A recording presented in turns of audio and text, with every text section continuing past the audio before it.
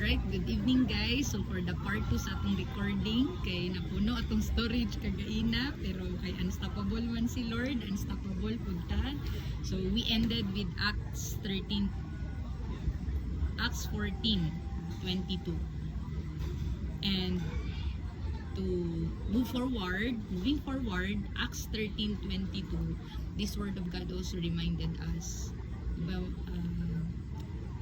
amazing kayong testimony ni David, no? Merit yun kayo he is a man merited by God as man after God's own heart. Pero tanaw na to sa Acts 13:22, paano ba siya naging man after God's own heart? Paano ba siya nga nahimo siyang suod sa kasing-kasing sa Ginoo? So in Acts 13:22, this word of God did reminded us, sabi niya dito, but God removed Saul and replaced him with David, a man about whom God said, I have found David, son of Jesse, a man after my own heart. So bakit? So in-explain ng word of God. He will do everything I want him to do. So kanipod no point to ponder na ano dahil si David gitawag siya as a man after God's own heart, nagduol suod sa kasing-kasing sa Ginoo tungod himuon niya tanan aron mahimo lang unsa ang gusto sa Ginoo.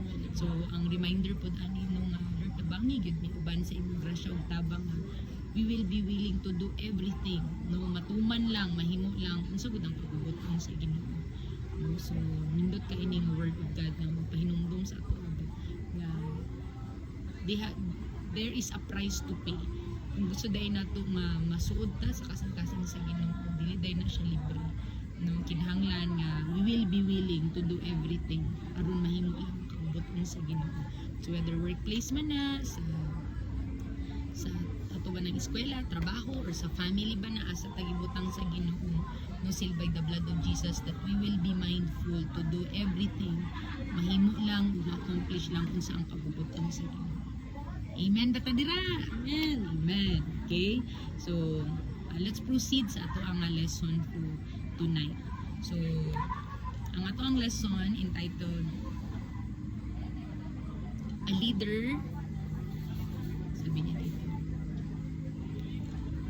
By the way, it's my prayer and declaration that everything is going well with you, no, asamanta karon. I speak healing sa mga nagkinahanglan og healing. I declare encouragement to those that needs encouragement, strength to those that need strength. So going back, the title of our lesson for today